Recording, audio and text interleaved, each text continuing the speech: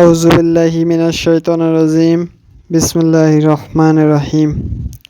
সমস্ত প্রশংসা সেই মহান রব্বুল আলামিনের, যিনি কিছু কথা বলার তৌফিক ইনায়েত করলেন, এবং দরুদ সেই মহামানবের প্রতি, যিনাকে সৃষ্টি না করলে কিছুই সৃষ্টি করা হতো না, সাল্লাল্লাহু আলাইহি ওয়াসাল্লাম।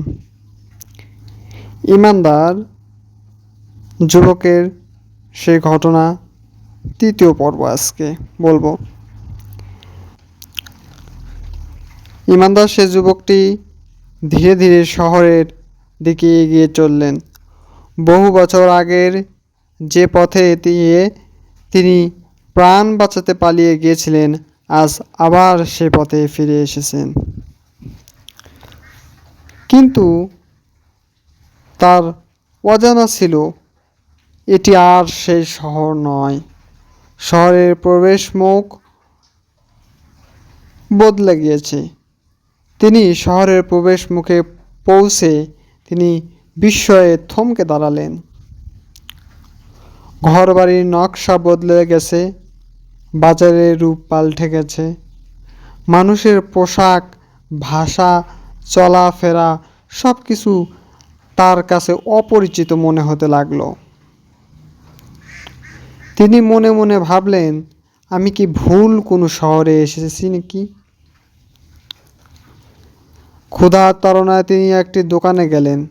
কিছু খাবার নিয়ে নিজের সঙ্গে থাকা রূপ্য দিতে দোকানদারটি মুদ্রাটি হাতে নিয়ে দোকানদার বিস্মিত হয়ে চিৎকার করে বললেন, এটা কোথায় পেলেন?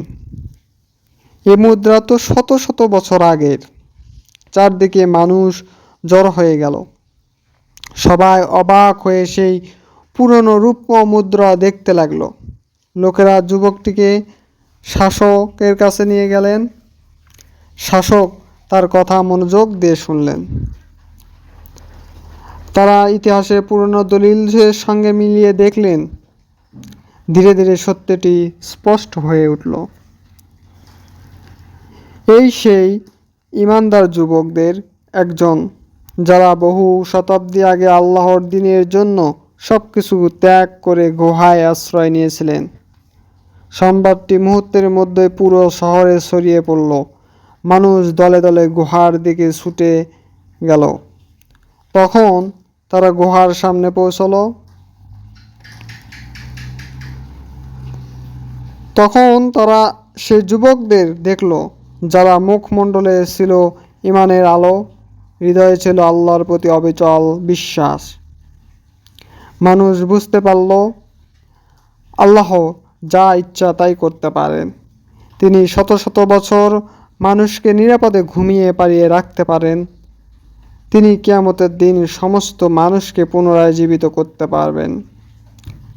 এই ঘটনা মানুষের ঈমানকে আরও দৃঢ় করে দিল। যারা পুনরুত্থান দিবসে নিয়ে চিন্তিত বা সন্দেহ করত, তারা উপলব্ধি করল আল্লাহর প্রতিশ্রুতি সত্য। অতঃপর আল্লাহ তাদের সেই প্রিয় বান্দাদের নিজ রহমতে তুলে নিলেন। তাদের কাহিনী চিরদিনের জন্য কোরআনে সংরক্ষিত হলো, যাতে যুগে যুগে মানুষ শিক্ষা গ্রহণ করতে পারে।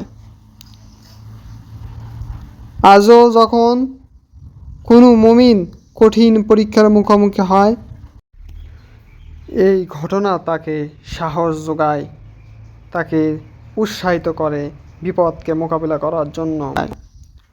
যখন চারপাশে অন্যায় বেড়ে যায়, তখন এই কাহিনী মনে করে দেয় সত্য কখনো পরাজিত হয় না।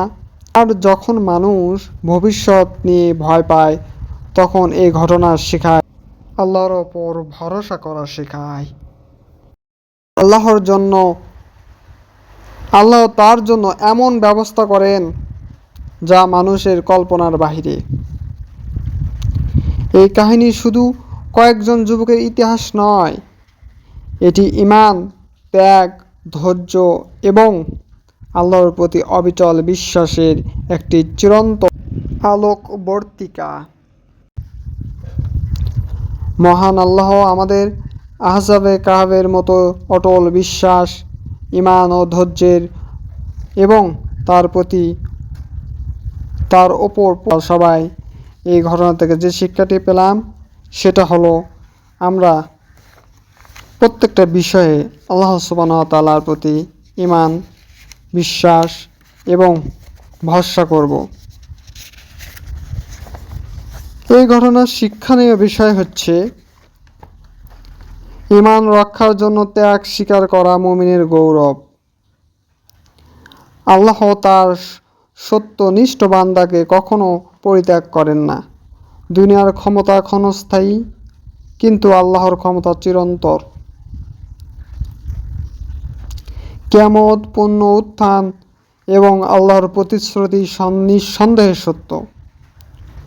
কঠিন সময়ে আল্লাহর ওপর ভরসা মুমিনের সবচেয়ে বড় শক্তি।